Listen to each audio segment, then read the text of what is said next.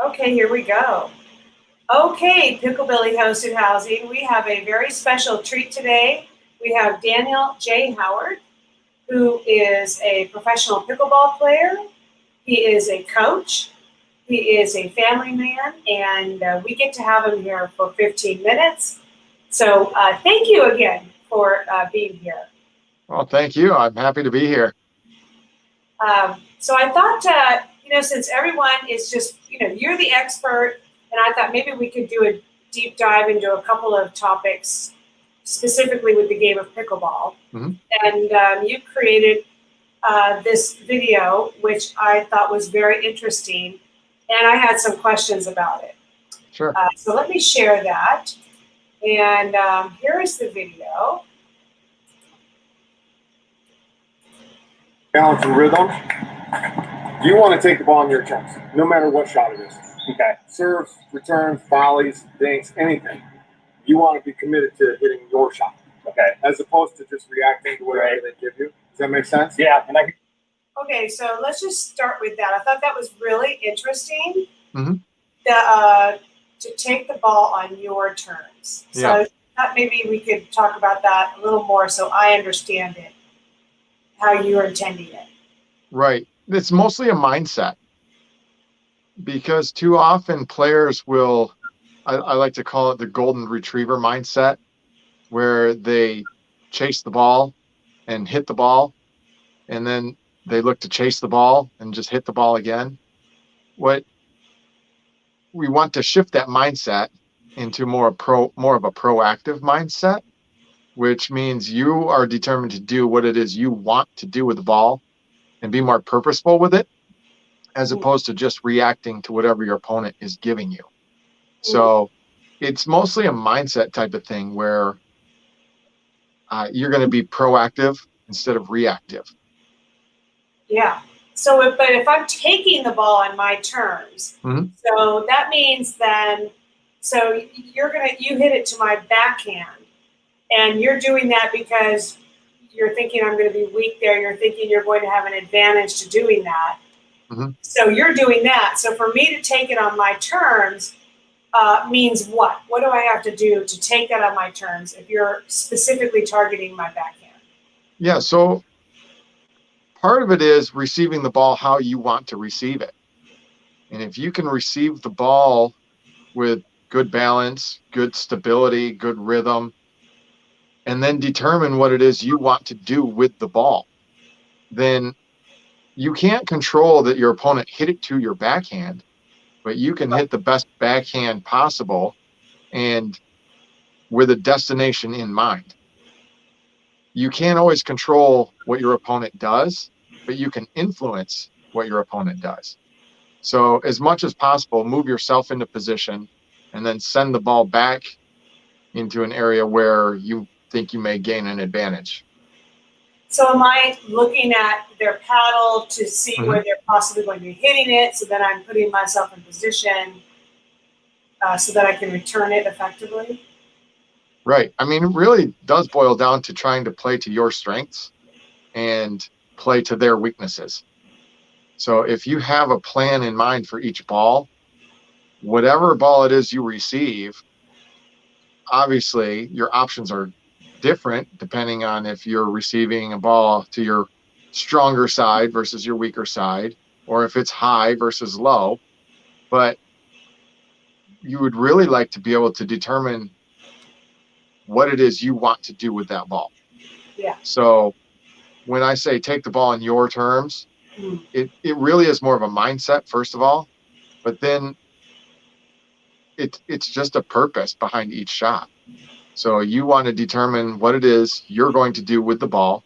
The body then kind of responds accordingly, moves into position, and then executes the stroke. Yeah. So I hope that makes some sense. No, it really does. It really does. I think that when you're a professional player, your mind processes it so quickly, and you automatically see what your opponent's trying to do. You've already thought about, how am I going to react, and also where are my strengths, and so how I can do it. So I do understand it. It's not necessarily, that's what I'm trying to do. Right. No, and I understand exactly what you're saying. Experience helps because then many of your options are already predetermined. I've seen this ball before. So when the ball comes into X area, I know my options are A, B, and C. And I'm very quickly going to choose one of those, whichever one I think is best. A lot of that just comes through focused repetitions and experience. Yeah, and I think that's probably the recovery is part of that. Oh, yeah. Because if you're pulling me way out and I'm stretching and now I've got to get back in position, I can see how I need to work on that. Right. Recovery so that I'm ready. Very good. Okay. Hey, so what are so you're with the Never Stop Playing Pickleball camps now with Engage. And so, yay! Mhm. So what is it about those camps that are lovely? What would we get to come there? I would love to attend, but convince me. Why should I come? Well, I've worked for another organization, so I know what the curriculum is like. I have nothing negative to say about any other organization. I don't think that's professional or helpful, but I like to think that we've created a curriculum that is beneficial for all the players. We like to have a lot of fun out there. The students are all going to learn a lot of information, and then they're also going to improve areas of their game. And I like to think that the improvements that can be made at one of our camps may be greater than elsewhere. And I just think the curriculum is fundamentally sound. The way we teach players how to think and not just what shot to hit in any given situation is really valuable. I think also there's an emphasis on why you want to be hitting particular shots. So the game starts to make more sense to the players who attend. And honestly, I can tell you, we haven't had a negative review yet. All the reviews have been raving, positive reviews. And I don't know. I can't say enough about how much fun I have out there. Do you? Yeah, I mean, pickleball is a passion of mine. Teaching is a passion of mine. So I've married the two together, and I just enjoy being out there. And I think a lot of players share that same passion and share that enthusiasm, and we have a great time. Yeah. So, so with your life, can tell us what is a day in the life of, because you have a family and you have your own personal game that you play, you're coaching. So what's your schedule like? Are you, maybe this week? Where have you been? Yeah. Okay. Yeah. Well, that's a great question because the last few days I've been in Florida teaching a camp down in Estero, Florida. I got back just early this morning to Michigan. I had a really early flight and got back, so I'm a little tired yet today, but I'll go to bed early tonight, and then I'm home for a few days. I'll get up early in the morning and go to practice tomorrow, and then how's practice for yourself personally? Oh yeah, I mean I have to practice. The game is getting younger, and the players are all getting better. So if I don't spend a lot of time on the court practicing my game, I'll get further behind. Okay, so that's what that is like, because I wonder, I have my way of practicing, but what do you do when it's for your personal, and are you with a team of 4 people? Do you drill with a partner? Well, each morning I practice with a gentleman who's local here, and we do one-on-one drills. He often will bring his ball machine, and I'll just get a lot of repetitions off the ball machine. A lot of times we hit back and forth, and we'll do different drills or work on one particular shot. One of my main focal points when I practice is just to practice with focus. Focus on one area, and each and every shot needs to be with intention, with focus, as if I'm under match pressure. I see. So you're trying to simulate the pressure of the competition. Yeah, yes. I envision the score as 10-10 in game 3. and there's an audience, there's a crowd of people, and the more detailed images that I can think of, the better, because it helps me manage those emotions when that moment comes, when you actually are 10-10 in game 3 at a big tournament. Yes. It's not easy. Trust me, it's difficult to stay focused ball after ball, but that's one of the things I'm working on. In addition, just to the stroke itself, is that mindset. Yeah. So that'll be tomorrow morning early. Okay. And then I'll have midday off. I'll come home, spend time with the kids and the family. And I am learning to play a new instrument, so I have to spend some time practicing that. And then tomorrow afternoon, guitar? I can't say. That's probably a good guess, but I can't say. Instrument. There'll be a reveal sometime down the road. Okay. I'm in a band, by the way. I sing. What's that? I sing in a band. Anyway. I still didn't hear you. I sing in a band. Oh, no. Oh, you did. You sang in a band. Okay. Yeah, I love music. No, I am not musically inclined at all. So the process is slow to learn a new instrument, but I'm trying. Well, good for you. And then, so tomorrow afternoon, evening, I will be playing some doubles for practice with 3 other pretty good players. Yeah. And that's kind of my typical schedule when I'm home. Yeah. And then when do you go back out on the road again? I'm playing the Cincinnati Open coming up. I play the 5.0 singles on Thursday, so I will drive down to Cincinnati on Wednesday and prepare for 4 days of that tournament. Yeah. I will return home Monday and practice again for a few days before I head to the tournament in Atlanta. So you just love pickleball. You are always doing pickleball. I love pickleball. I love playing. I love teaching. I live the dream. I really do. People say that jokingly, but yes. I honestly get to say I'm living the dream. Oh my gosh, I love it. Well, okay, let's do that. I've got just a couple more questions. Looking at the other pros who are on the circuit, yep. Who is somebody who you really admire? Male or female? As a person or as a person or as a player? Oh, interesting. Okay, let's do both. I think okay, we're good. Yeah, let's do both. And tell me who's somebody's skills just totally stands out, who you admire, male or female player, and who is somebody out on the circuit who is just somebody who you like to know better, or you're happy knowing them? So both. Let's take both. Yeah, you know what? That's a great question, and there's so many. Yeah. I gotta give me a second to think about that one. I mean, the most obvious one, really, whose game I admire. There's no shock there. It's Ben Johns. Yeah. He has a complete game. He is years ahead of most of the rest of the competition. And he's one of those guys who 5 years down the road will still be at the top of the game.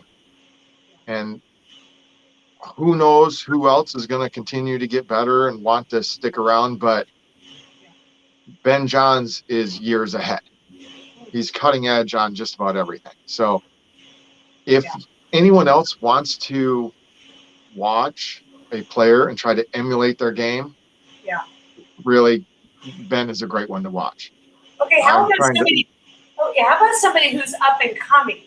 So Ben Johns is pretty much dominating, and you really admire what he's accomplished, and he's light years ahead of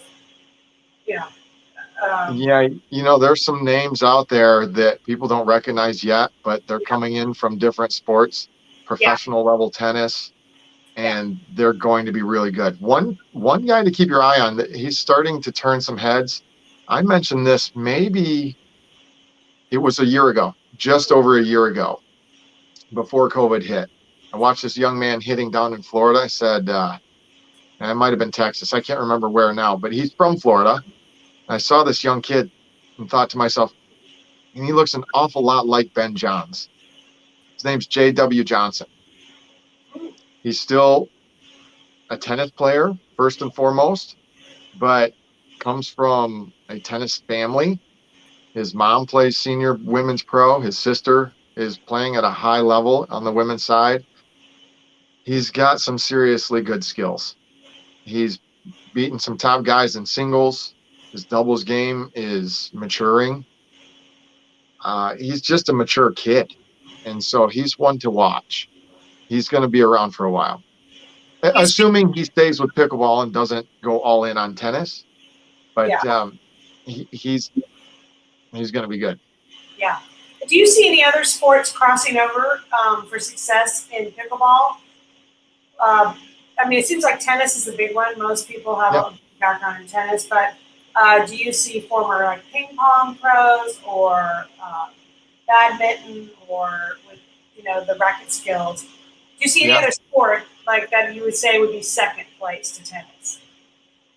Absolutely. I mean, once there's an Asian influence and all those table tennis players who've trained 10 hours a day for years with a paddle in their hand, hitting a ball at a high rate of speed, you're going to see a different style of play that is very effective. Badminton already, there is one gentleman on the pro tour named Henry Winarta. He's from Florida, and he's got a unique style and so much wrist action. The guy can really snap that paddle and hit that ball very hard with just a lot of wrist. So it's a different style than tennis, which is a lot more shoulder, but it's fun to watch and it's fun to play against. You'll also see players coming. There's some really good players who have come from baseball, believe it or not. Really? Because, it's the same skill sets: receiving a ball and then sending a ball.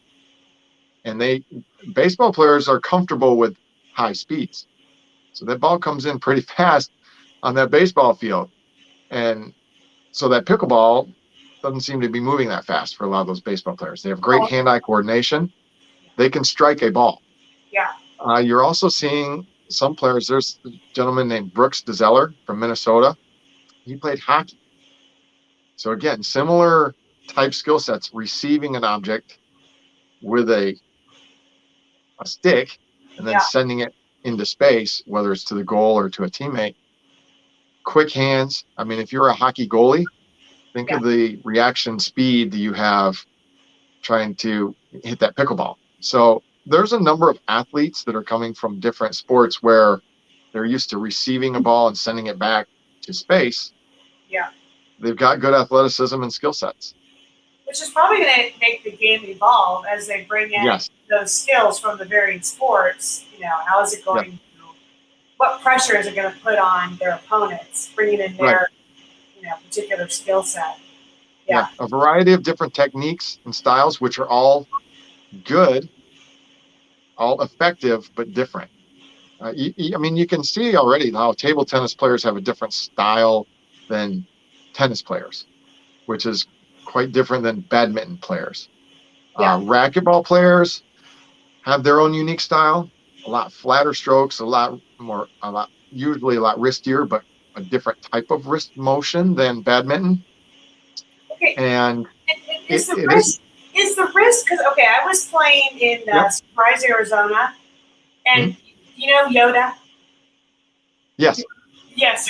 He was there, and he stopped my game. He said, "Oh, wait a minute, we need to talk about this." And he really was encouraging me to keep my, don't do this, like don't bend my wrist. But you're saying that some people really do bring it. Do you use your wrist in your strokes, or do you tend to keep it? You know what? It all depends. It depends on the shot you're hitting, and it depends on why you're using your wrist. Because if I'm using my wrist because I'm compensating for a lack of using my legs, that's not a good idea. But if I'm using my wrist as the final hinge to get some more whip action on the ball, then maybe that's okay. So the wrist is a hinge that you want to be able to bend and move, and it has to take on different locations. Sometimes when I hit my wrist may be forward, other times I hit my wrist may be bent back, and it's all okay. It just depends on the situation. So I don't want a locked wrist. and I don't want my wrist to be in the same position every stroke. There are instances where I do want to use my wrist, Interesting. but not exclusively. So it just depends on the style. It depends on the stroke you're hitting, and it depends on why it is you may or may not want to use that wrist. Does that help? No, it does. I just have so much to learn. And you asked me about myself. I'm trying to get away from some of the wrist action. I tend to use too much. Oh, I do like to spin the ball a lot, but I am, without revealing too much, I'm trying to restructure my game and change some things so that I can add some more consistency and power instead of the spin with the wrist. But that's not to say wrist is bad. It just depends on the situation. And in my case, I need to get away from some of that extra wrist action and So hit a little flatter. Yeah, so to get that skill into your arsenal, so I think that's the thing, is you've got all these tools in your arsenal and you can pull them out for what you need to be successful. So if you have that particular shot, when you go to practice tomorrow morning, where your drills will focus on that particular shot, maybe less wrist, and then do it, like, how many times do you do it? Like, I mean, it depends how much time I have. yeah. But more important than the number of repetitions is the quality of the repetitions. Yeah. What I like to remind myself of sometimes, or my friend will remind me of, is stop counting your reps and start making your reps count. And it's, like I said, we go back to that mindset of putting myself in a match situation under pressure. If the score was 10-10-2. Yes. And everybody's watching, that there's pressure there. There's money on the line. Can I execute this stroke under pressure? And each and every ball, I try to continue to focus on that scenario and then pick my target and hit the target using the modified or newer technique. It's not always easy, but without that pressure, then it's too easy to get careless. And the practice just isn't as good of quality. Oh my gosh. Okay. You are amazing. Your videos are amazing.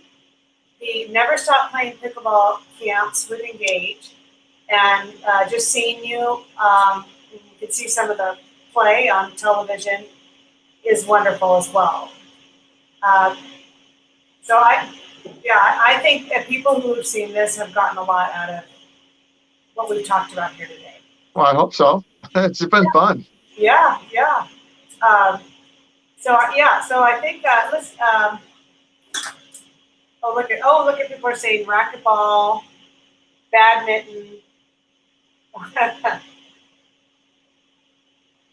Okay. Well, no questions, and so I'm going to see. Everything is. I am chatty. I could talk with you like all day, but I told you I do want to keep this. I don't want to keep people over much time, and so I will end our interview now, and I'll send you a copy of it, and so thank you so much. I would just love to come and take one of your classes. I know I would learn so much. I've already learned. I hope so. Yeah. Yeah. I think we'd have fun. Yeah, I'll see where it's playing. All right. Well, good luck with everything, and maybe we can catch up maybe in a couple months down the road. Yeah, I'd like to. Thank you. I'd do it anytime. Okay. Have a good day. All right. Goodbye. Bye.